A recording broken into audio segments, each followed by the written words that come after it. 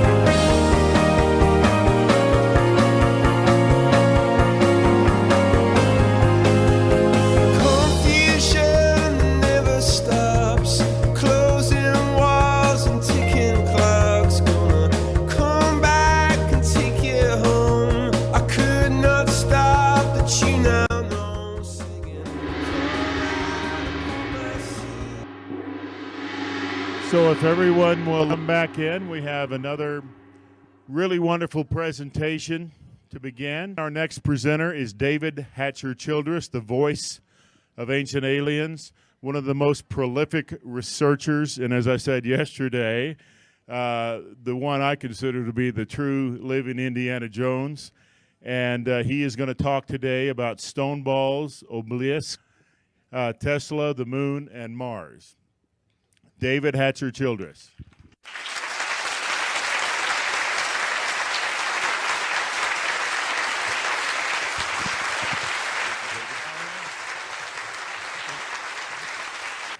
Thank you, Tib. And so thanks very much.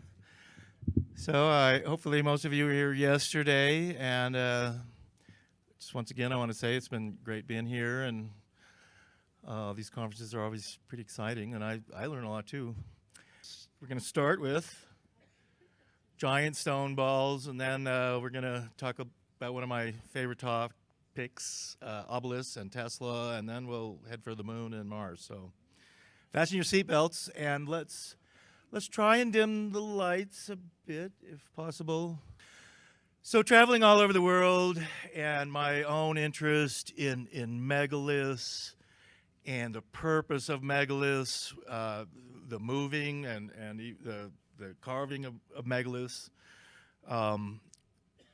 This has led me on a number of journeys, and at one time, some years ago, went on a trip to Costa Rica.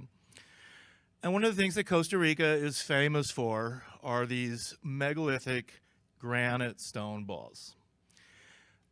Archaeologists don't know what they're about, what they're for. They're made out of granite. They're in most cases perfectly spherical. In Costa Rica today, if you go to San Jose, you'll see them at the museum there. They're also in sort of green areas in front of banks and some of the sort of governmental buildings and stuff there. Some of them are very big, nearly the size of a car. Others are somewhat smaller. And it's particularly with these large balls. Archaeologists just have no idea why they would be making these stone balls, and they're difficult to make. Having to cut and just create a perfect sphere out of stone is very difficult to do by hand. And once again, archaeologists are saying, yeah, they're just bashing out these stone balls with a stone hammer in their hand. And to do that and create a perfect sphere is almost impossible. So it's sort of like the stone balls are again, made by like a CAD program. And that's how, if today we were going to try and create stone balls, like to be in front of a Target store or something. And Target stores do have stone balls in front of them. Thousands of years from now, they'll be baffling archaeologists, I know. Most of the stone balls in Costa Rica come from just the very southwest part of Costa Rica, right near Panama. And there's an island, too, that's just off Costa Rica, and it also has these stone balls. They're mainly just found in the jungle. And the archaeologists would, it's like they got washed up in some tidal wave into these jungle hills of southwest Costa Rica. Some of the smaller balls have been found in certain burial sites. And so, therefore, archaeologists came up with the idea that, that the stone balls of Costa Rica were, ceremonial, important objects, and the chiefs all got a stone ball, and then they would bury one with them. And yet there's still no explanation, why they're doing this. Again, like with so many megalithic structures, it's a lot of effort, apparently, to make these stone balls. So now, interestingly, a guy sent to me from Santa Monica this little book about the trolley. And in 1908, in Los Angeles, they were making this electric trolley that went through Santa Monica, and this was a booklet about it. And so, because electric trolleys can only go up a very kind of small grade, and they can't go over big hills and stuff, they brought in these steam shovels into Santa Monica to get rid of some of the hills that were in Santa Monica so that the track would be level. So as this steam shovel in Santa Monica then was taking out this hill, there were all these stone balls in there. And at the time, the archaeologists and historians said, oh yeah, a bunch of dinosaur eggs. They've all disappeared, these balls. We don't know what happened to them. They ended up in probably gardens and things like that in Los Angeles. And then, now get this, if you go up to Franz Josef Land, which is in the Russian Antarctic, which is near Spitsbergen, up there are also these stone balls. And they're granite, some of them are broken, others apparently are like perfectly spherical. In this case, archaeologists and geologists are probably going to say these are somehow natural. And some stone balls are natural, apparently, but some stone balls are absolutely, no question about it, artificial, like the ones in Costa Rica.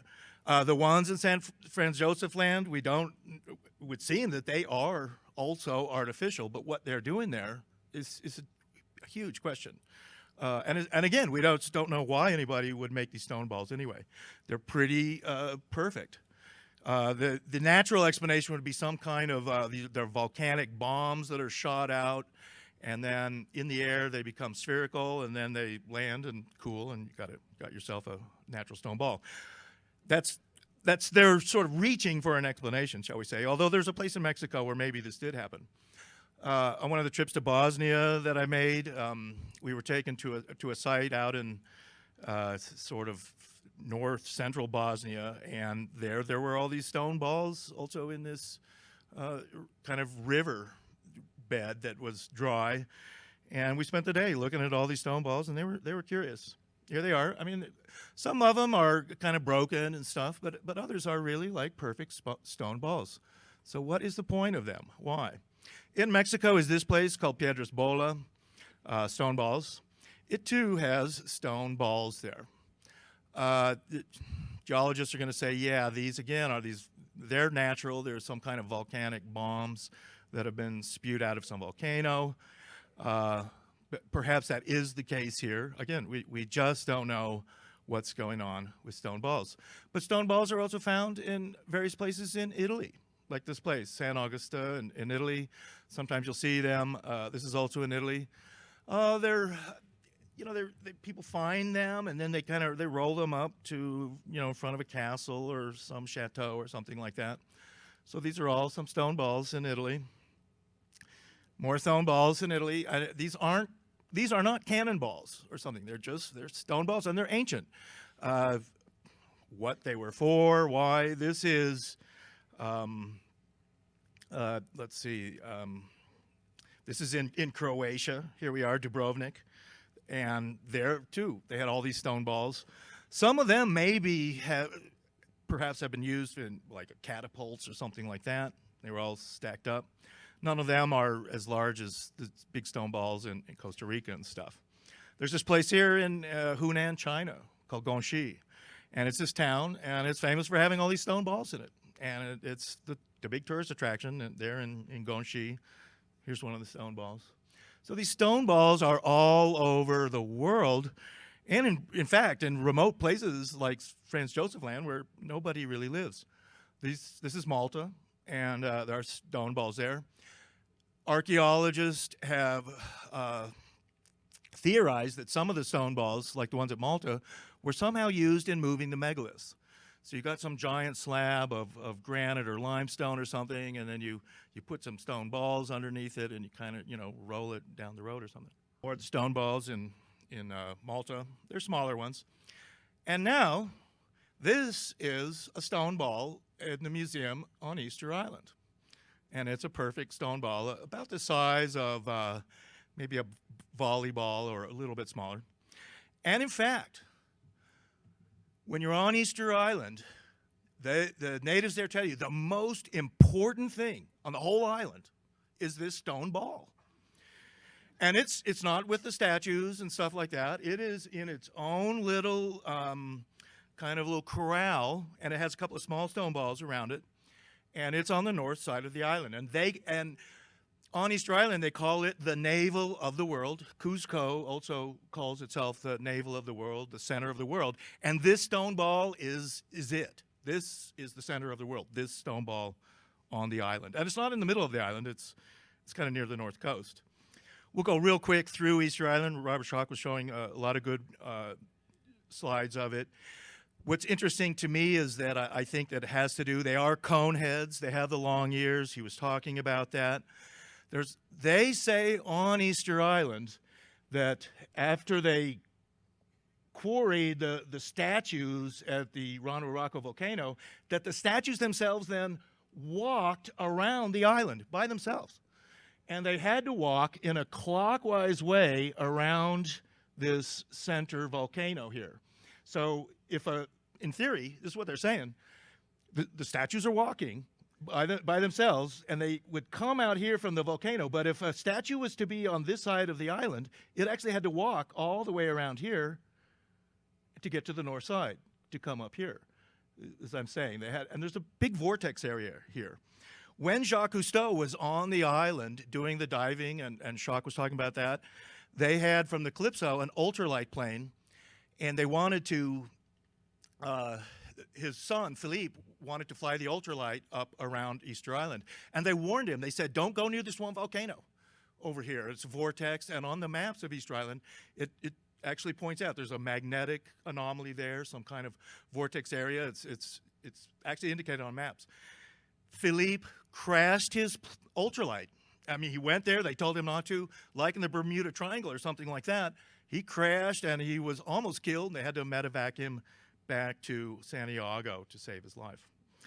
So apparently this vortex, is, from what I could tell, somehow was part of this anti-gravity levitation that moved the statues through the island. Here's the lake that's in the crater, and it has the Tortora reeds, which are the same reeds that are at Lake Titicaca, and that you build to reed boats. And so it would have seemed that on Easter Island, they were also building the reed boats that we know that they used in Harappa and in Egypt, in Iraq, in Lake Titicaca, and on Easter Island. Just to show you how big some of the statues are, it's pretty interesting. It's interesting to know, too, Robert Schock was talking about the top heads. It's a red top knot, and they used a red tuff. And then one idea is it's rather not so much a hat, but their hairstyle. And the sadhus of India, these holy men who go wandering around, what they do is they grow their hair very long, and then they tie it in a big knot on the top of their head. And that's a hairstyle. So there's indication they were doing that too. As Robert pointed out too, this is Thor Heyerdahl's excavation in the 50s, and I met him in Peru in 1980. What a super guy.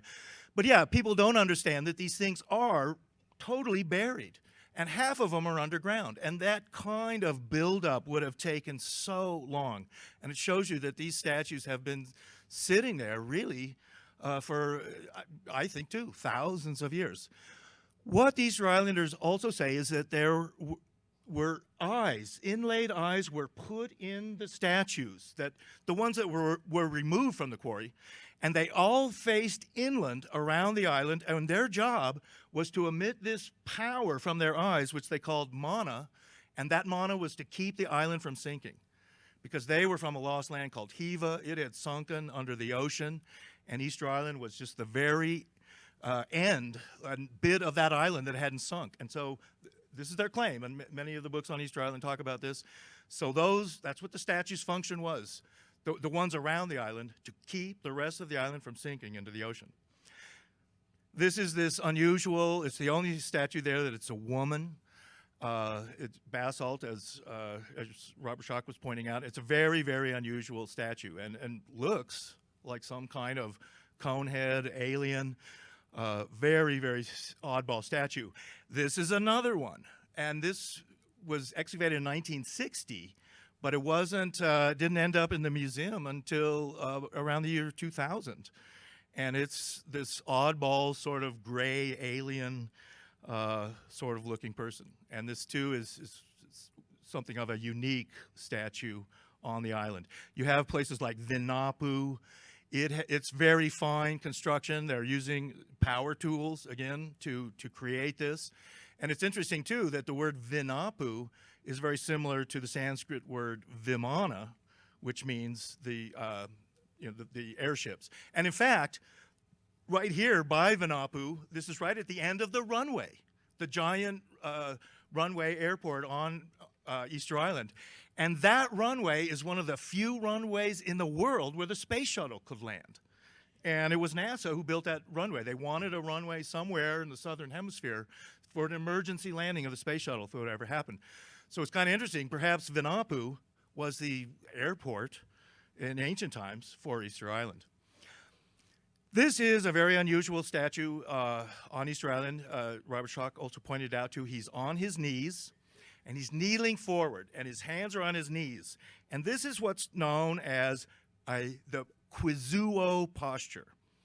This posture is found all over the world. It's found in Egypt. This is in Shang, China.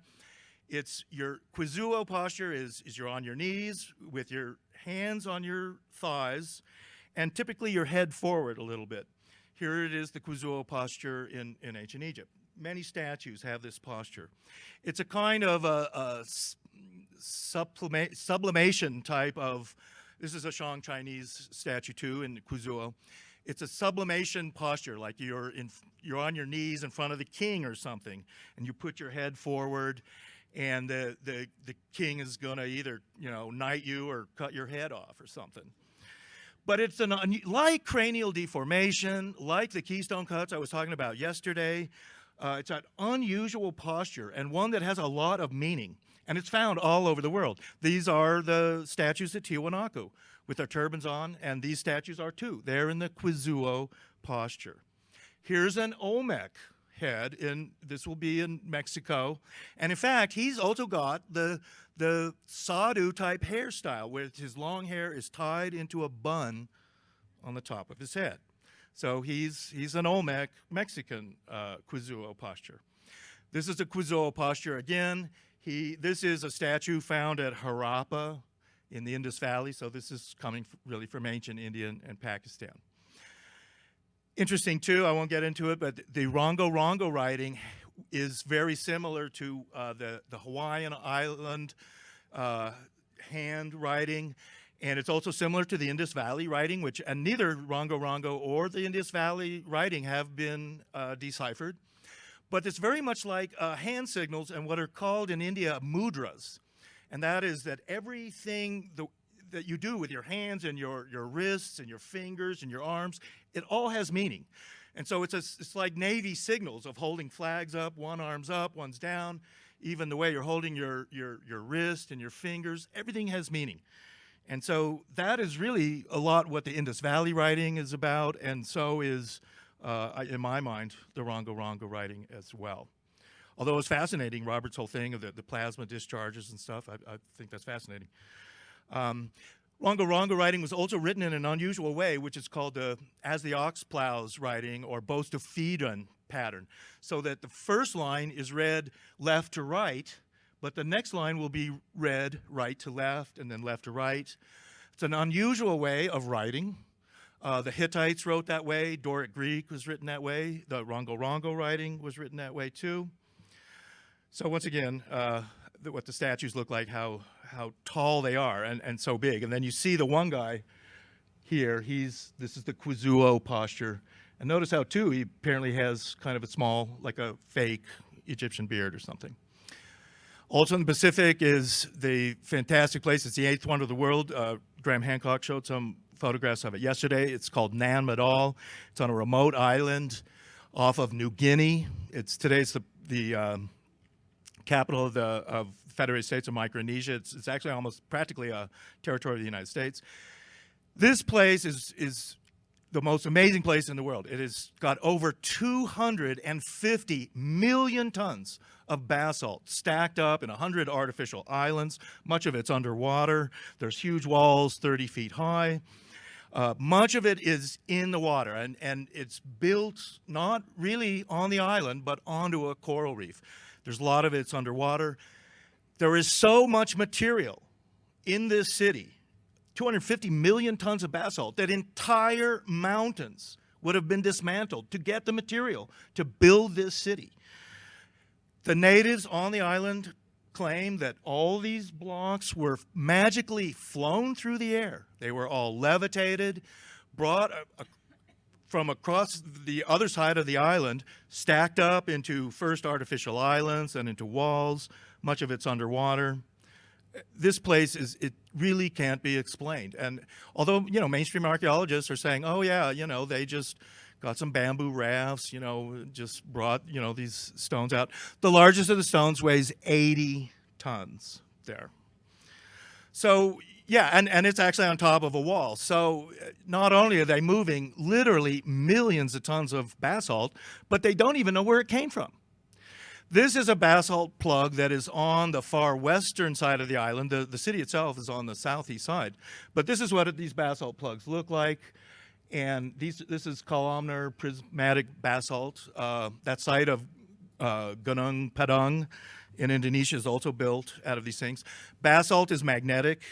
It will hold a magnetic charge, and it's a kind of a stone that can be easily levitated. And it's magnetic. You would be able to put a magnetic charge into basalt and in theory levitate it. And according to the islanders, that's what they say went on there. One of my favorite topics is Nicola Tesla. He's probably the greatest inventor who ever lived. He's a suppressed person. A lot of people don't know who Tesla was. They know that Otis invented the elevator and Edison invented the phonograph and stuff, but they don't know who Nikola Tesla was. He's the one who invented really three-phase motors and alternating current that's lighting this hotel today, that lights the whole world. AC power is really gotten from rotating magnetic fields. It's not created by petroleum or gas or nuclear power or anything like that.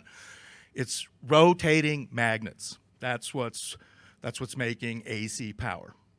So he had many friends. Tesla was a very strange person. He never got married. He had a bunch of phobias. He would literally just envision inventions in the sky, in his head. He was this visionary. In my mind, he was some kind of reincarnated Atlantean engineer, straight out of the Edgar Cayce readings and stuff like that. I mean, he He was such a genius that it's really beyond even really fathoming what he did. Guglielmo Marconi was a student of his. Marconi is allegedly the inventor of the radio with Tesla, actually. He, too, was a very mysterious guy. He was brilliant. Unlike Tesla, Marconi was a very good businessman. He could run a business. He could control millions of dollars. He became very, very wealthy. He supposedly died in 1937, but there's stories that he faked his own death and supposedly moved to South America and started like a secret city, that James Bond city that's in the jungles in the movie Moonraker, where they're going into space with Roger Moore. If you ever see that movie, that's basically based on this secret city that Marconi had built there. A lot of this also goes with Einstein and what Einstein called the unified field. The unified field is, according to Einstein, was the manifestation ultimately of electricity, magnetism, and gravity. And all gravity and electricity and magnetism all manifested from what he said was the unified field. So just like there would be an equation for electromagnetism, according to Einstein, there would be equations for electrogravity and magnetogravity. And that's essentially artificial gravity and anti-gravity. So the idea of using the unified field and the technology behind it to levitate things and stuff like that. The whole developing of flying saucers. These are some illustrations real quickly I'm going to show you from a book called Gravitational Manipulation of Domed Craft. And it's about using mercury, as I started to talk about yesterday, putting electrical fields, just electricity, into a spinning, say, mercury current, and creating what's called a plasma. And plasmas are neon lights, or plasmas, electrified gas, essentially, is a plasma. So this was his old designs of how you would use plasmas to create anti-gravity and stuff like that, and in a sense, it would be your flying saucer type technology. Tesla also invented death rays and things like that, and there's stories of Marconi doing this. When you have these death rays, one of the things they do is they stop the electrical field in your car or whatever you have because you're interfering with the car's own electrical system and stuff like that. So one of the things that Tesla was going to do and started to do in the early 1920s was he was going to build these towers. And he actually first came here to Colorado to do these experiments near Colorado Springs because he wanted high altitude, he wanted a dry climate, kind of the electricity that's in the mountains and the dry climate. So he did his early experiments here in Colorado, and then he went back to New York, and he patented these towers, and he started to build one in Long Island called the Wardenclyffe Tower. And what this tower was going to do was going to broadcast electricity to airships, to these anti-gravity airships, very similar to just a radio station or a television station broadcasting, TV waves and radio waves that you can pick up with your little crystal radio or whatever like that. But what this would have done, these towers, would be broadcasting power, and you would then just put a lamp on a table and turn it on. You wouldn't have to plug it into the wall or something like that. And in fact, J.P. Morgan was financing this for a while, but once he got this whole idea of what Tesla was doing, and you would still need power plants like Niagara Falls. I mean, you've got to have the AC power coming, but then you're going to broadcast it. But basically what J.P. Morgan realized that you couldn't meter this, and you couldn't get people to pay an electrical bill. And the only way to make money off this really was to sell the lamps. And he didn't want it. He told Tesla, he said, well, I don't want to be selling lamps to people. I want to sell them electricity that they'll pay for every month, with their power bill. And so ultimately the whole thing failed. This is Tesla's tower in action. It was this big tower, and it was broadcasting power. You can see here there's airships are drawing power. They're electric. They don't have wings or anything. So this was Tesla's vision for the future. power being broadcast, anti-gravity ships taking the power and going around, and death rays are all part of it. It was all in the 1920s. None of it came to pass, and ultimately the FBI tore down this tower. And there's talk that in Russia they're trying to rebuild this. And it was at this time, too, that Tesla became something of a suppressed inventor. They didn't want people to know much about Tesla. His inventions were just too futuristic and sci-fi. And ultimately, the early Superman movies, the first Superman cartoon, he battles the mad scientist with his Magneto death ray. And it's clearly Tesla. So what they did was they demonized Tesla and turned him into the mad scientist who had to be stopped, and Superman did it. Now, a group that started actually in Milwaukee, and then they were in Chicago. They ultimately moved to Los Angeles in the 30s, and then ultimately to the San Diego area. They were called the Lemurian Fellowship. And they claimed in their literature that in Atlantis there were these power towers, like what Tesla was trying to broadcast. But they were these crystal towers. And then you'd need a power station there, and that these crystal towers were then broadcasting power through Atlantis and all over the world. Well, and it seems pretty fantastic, and yet these things exist, and they're called obelisks. The whole thing of obelisks is that they are monolithic granite, and they should be made out of granite, really crystalline towers, and granite is infused with small quartz crystals. So in a sense, a huge granite obelisk is like a giant crystal tower.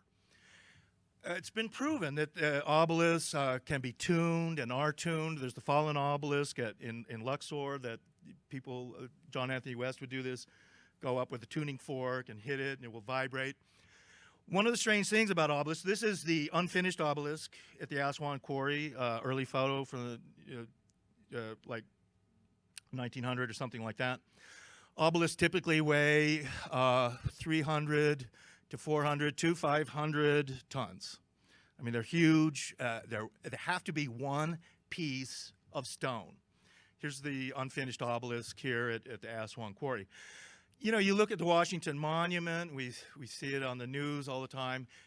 In a sense, it's a faux obelisk. It certainly looks like an obelisk, but it's not monolithic. It's built out of stones, but in its own way. And actually, there's stairs and stuff you can go up inside it. What happened at the unfinished obelisk in Aswan, and it's huge. Just the idea of quarrying this thing, lifting it out of the quarry, then moving it, and even standing it up is engineering feat. And as I was starting to point out, archaeologists do not have any good explanation for what obelisks were used for, why the Egyptians and others were making obelisks. They don't seem to have any real function, kind of like the stone balls. I mean, they're baffled.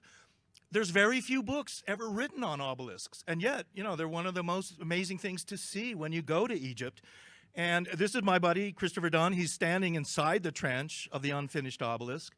He maintains, too, that they had, heavy equipment and things like that to get into the obelisk. They stopped. The reason it's the unfinished obelisk was about 3/4 of the way of quarrying it, they discovered that the rock had a natural crack in it. And as soon as they saw that, they knew they couldn't use it.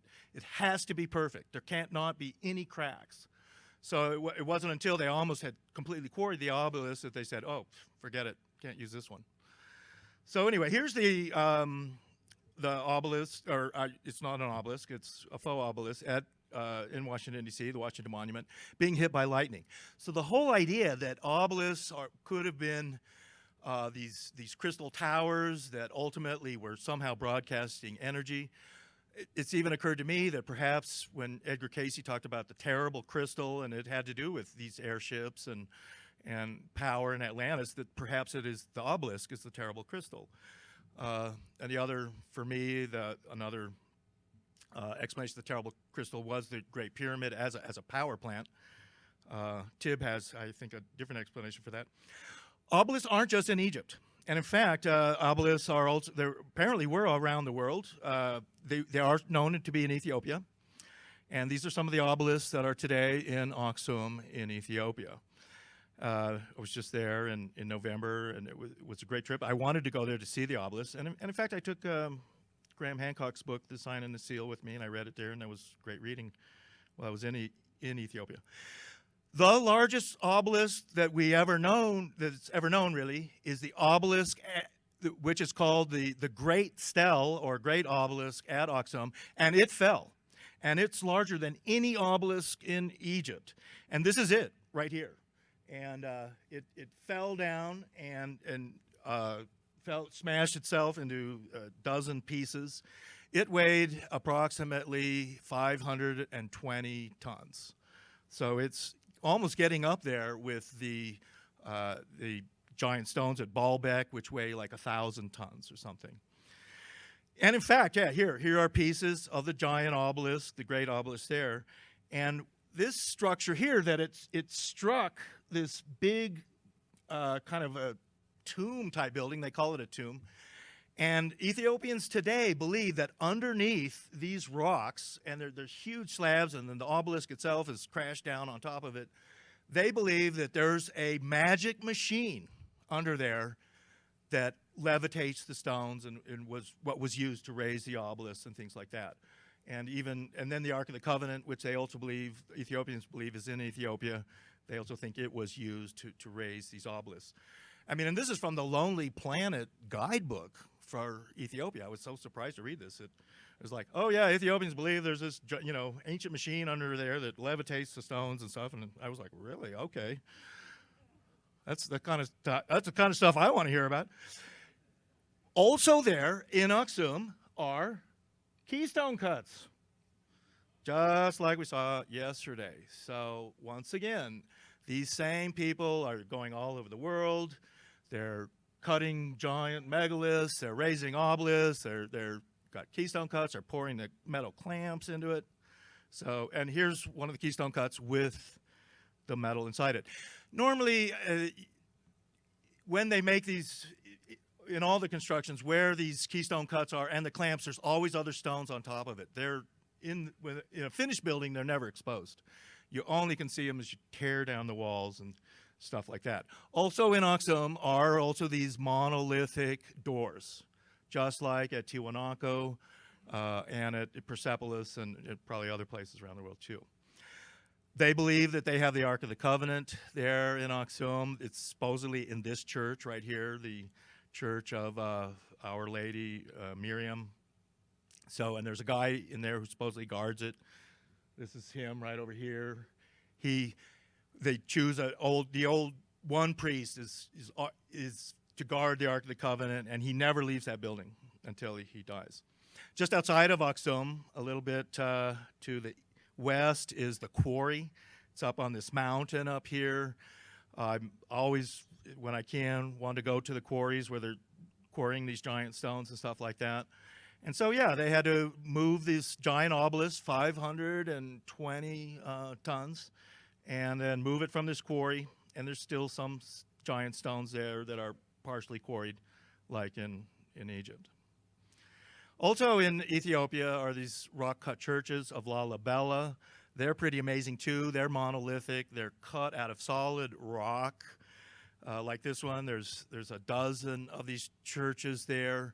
They're really quite something to see. They're very similar to the rock-cut places in India, like Ellora and Ajanta. The legends in Ethiopia are that the stonemasons would work during the day, and then angels would come at night and really do all the work for them. So yeah, allegedly angels did this. And once again, I mean, to do all this and all the material they were using, it was pretty amazing. And as far as I'm concerned, they're using power tools. Like in Cusco and other places, they're cutting tunnels through solid rock. Pretty amazing there. I thought Ethiopia was really a pretty interesting place. There are actually even obelisks in England. There's a place in Yorkshire called the Devil's Arrows. And the Devil's Arrows were 4 obelisks. It's right near York. This is also kind of near Sherwood Forest and where Robin Hood supposedly went around. And it's not much of a tourist site. I mean, some tourists go there. And they were apparently obelisks, and people have gone up and kind of carved the top, so there's only about a third of them left, and there's all these grooves and stuff like that. And then, so here's some photos. The Devil's Arrows, as they're called, is kind of what they look like. And these grooves were put in them. It was like people kept, cutting them and even trying to cut the tops off and whatnot.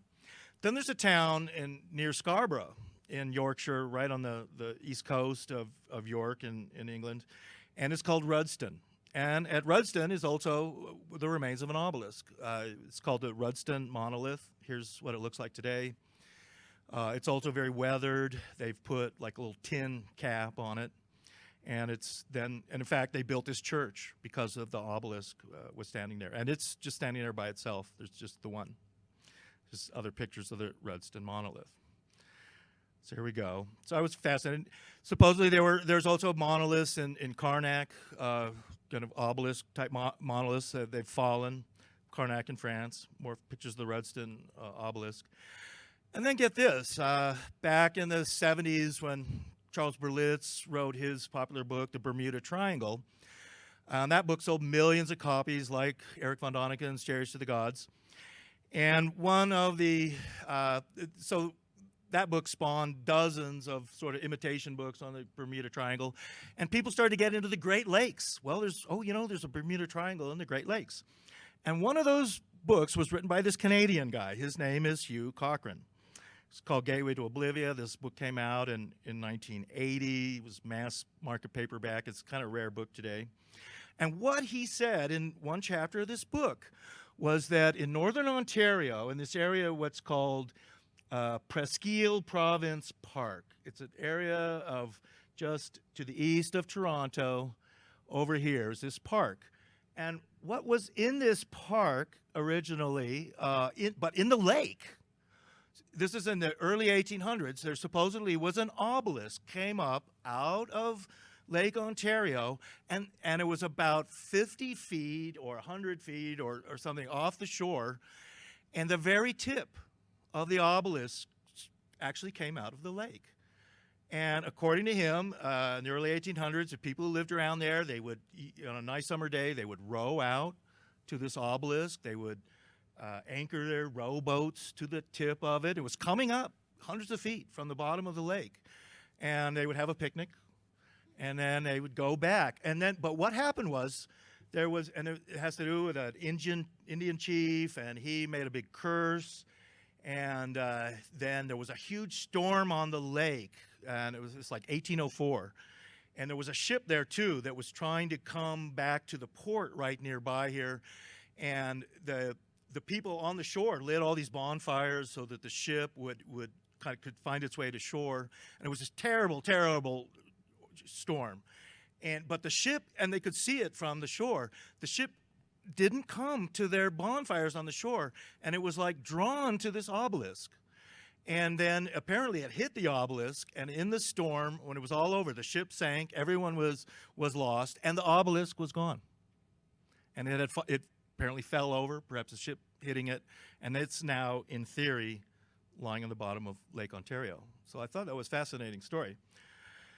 So now, let's go to the moon, and you know what? On the moon, there are obelisks. And they're called the Blair Cuspids. And they're named after a British astronomer. His name was Blair.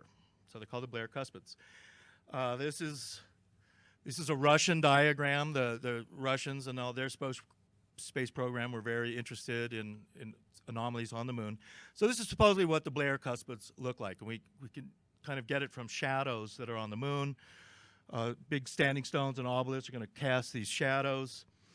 So yeah, obelisks on the moon, yeah. And we'll see some more about that. There are stories that the moon is hollow and that there are bottomless craters. Supposedly on the Apollo missions, when they dropped the command modules onto the moon rang like a bell, they said. This crater here is allegedly this bottomless crater. They cannot find a bottom to it. And it's this is in my book on extraterrestrial archaeology and stuff. So perhaps this is actually entrance into the hollow moon, and if you can get inside there, you can get to that space bar with the green fizzy drinks. So it's also the Russians, while we were doing our own space program in the 60s, the Russians were sending their own moon probes. They were called the Zond probes. And one of the Zond probes took this photo of what appears to be this 20-mile high tower on the moon. And so this, too, it would be, in theory, maybe an obelisk, some giant, super tower that's on the moon.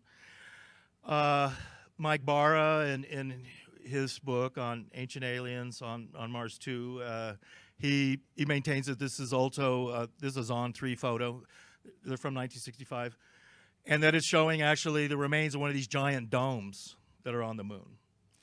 So, yeah, Mike is, we're his publisher, and I'm the editor of his books. He's now written 4 books.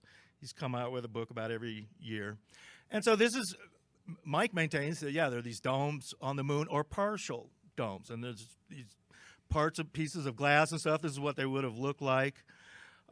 He's maintaining that here in this Proclus, the crater Proclus, that this glowing spot, that this is a crater, or a dome on the moon that is reflecting light. He even maintains that on some of the Apollo missions that the Apollo knew about these domes, and there would be huge sort of like glass walls, but only fragments are there because they've been destroyed in some interplanetary war or something like that. And so, he's maintaining that some of the Apollo photos, too, the astronauts are standing there next to these giant walls of glass. I mean, so that's pretty fascinating. The whole idea, too, that some of the NASA photos from Apollo, that allegedly, NASA's going to sort of Photoshop, some of these photos, or just not release them, but they do occasionally just accidentally release photos. So he's saying, too, that they're actually what are ziggurats on the moon. And there are these structures. There's something similar to like a Sumerian-type ziggurat.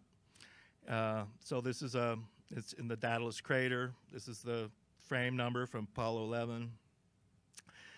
This is a photo, too, that he was claiming is like a saucer, sort of in a hangar in one of the craters. This is a photo, too, supposedly showing what seems to be like a crash ship or something like that on the moon. Here's a close-up of it. Whoops. The idea, too, that there are certain pyramid objects and things like that on the moon. Back in the early 70s, when all these Eric von Däniken and Bermuda Triangle books were being written, there were a couple of books about the moon. One was called Somebody Else is on the Moon. Another one was called Our Mysterious Spaceship Moon. And they both maintained that, there were pyramids on the moon, other kind of structures, the obelisks, like the Blair Cuspids. This thing looks like some kind of Tesla kind of tower thing that's also on the moon, something like a giant Tesla tower or something like that. All right, let's now move on to to Mars. So we'll see some unusual things there. What you have on Mars, too, Mars has 2 moons, Phobos and Deimos, and they're very small moons, and they rotate in opposite directions around the planet Mars. And everybody's been very curious about these moons. There's talk that they might be artificial, also that they might be hollow. Both Phobos and Deimos have these unusual striations on them. They can't really figure out what those striations are all about. And there was 2 orbiters that went up. One was the Mars Express, and the other was the Mars Reconnaissance Orbiter. And it took really what were photos of what seemed to be obelisks, monoliths on Mars. And here's a photo of it getting close. And I mean, one way that we can tell these things is by the shadows that are cast, so that they're tall, they're narrow. It's something very unusual, it would seem.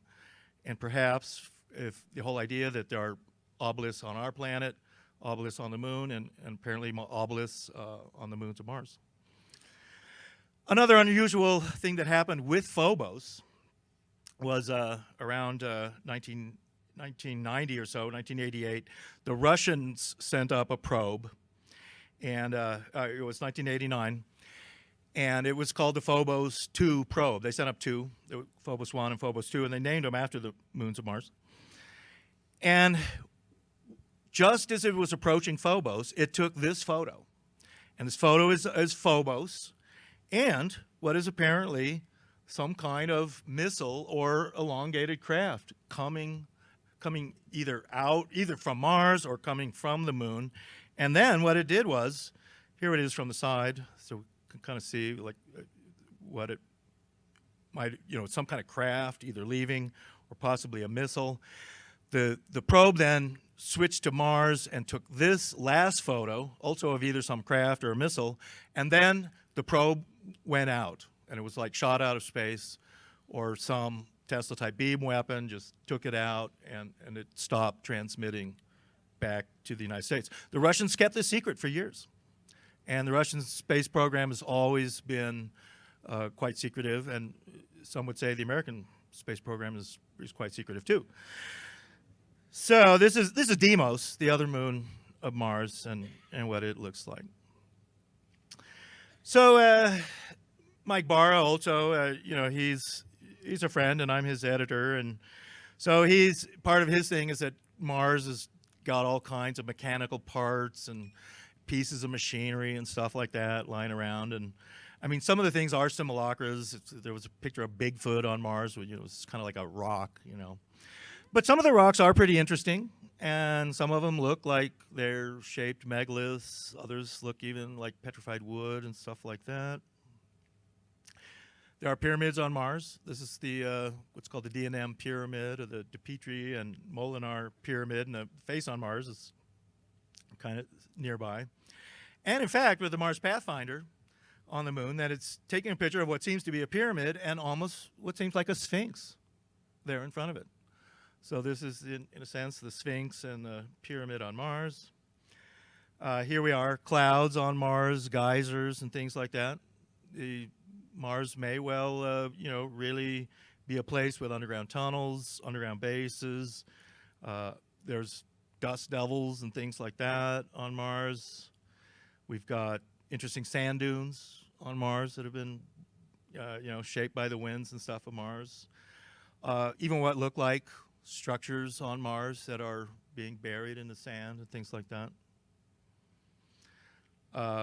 Other oddball, just fossils and rocks on Mars. They call this one the stoplight, or the traffic light.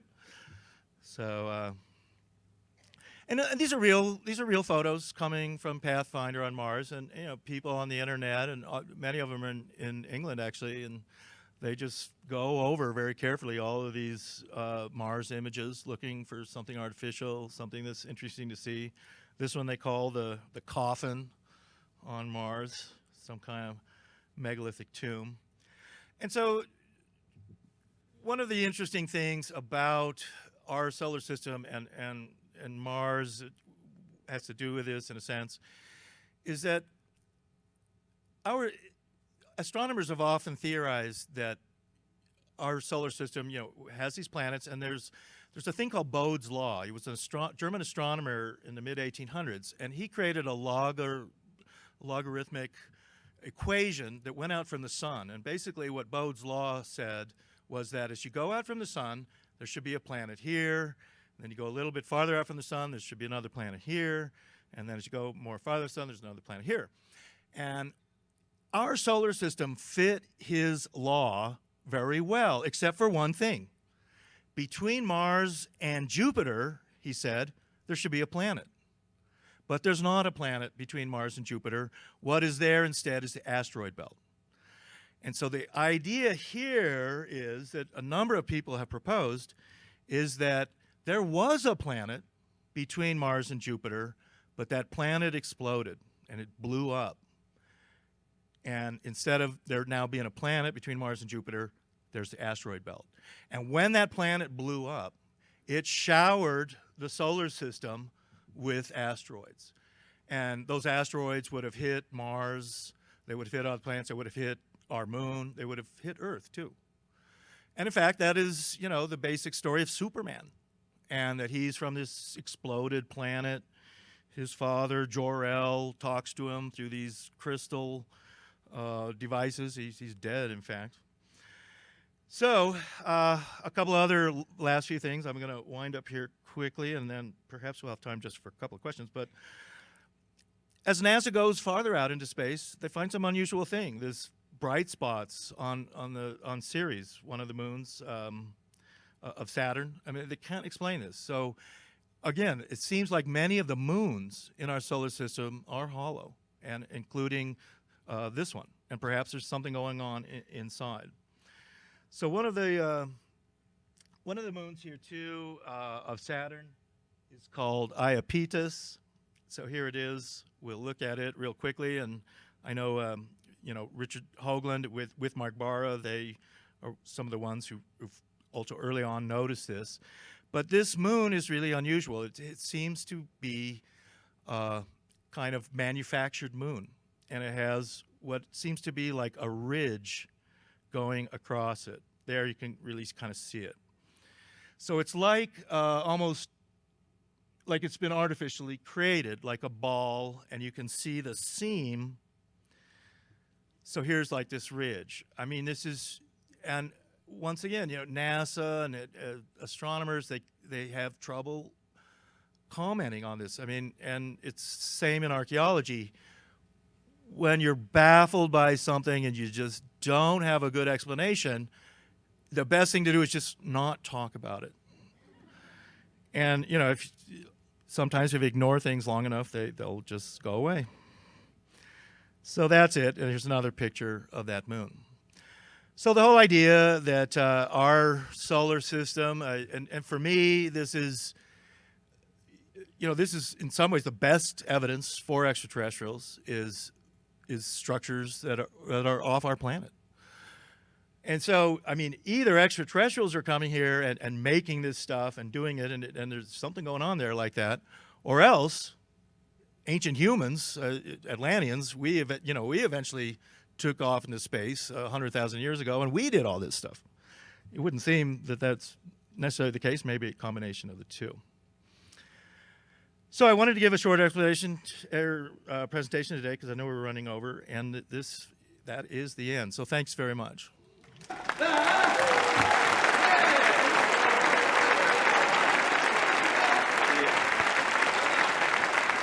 And of course, you have David's website, and you can watch David on the Ancient Alien series. Again, another round of applause for David Hatcher Childress.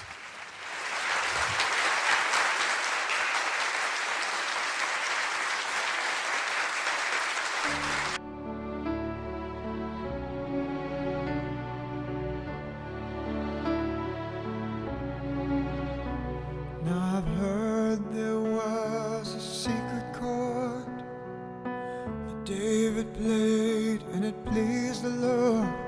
But you don't really care for music, do you? Well, it goes like this: the fourth, the fifth, the minor fall, and the major lift.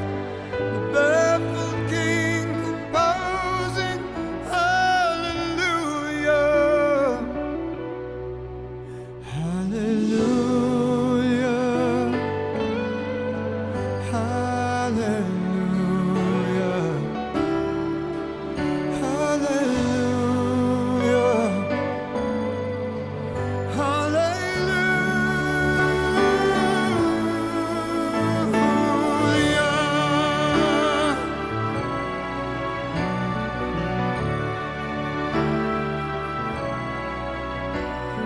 your faith was strong, but you needed proof.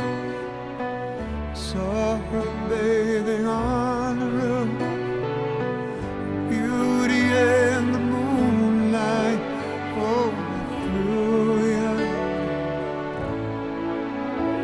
She tied you to a kitchen chair. She broke your throat and she cut your hair. And from your lips she drew the hallelujah,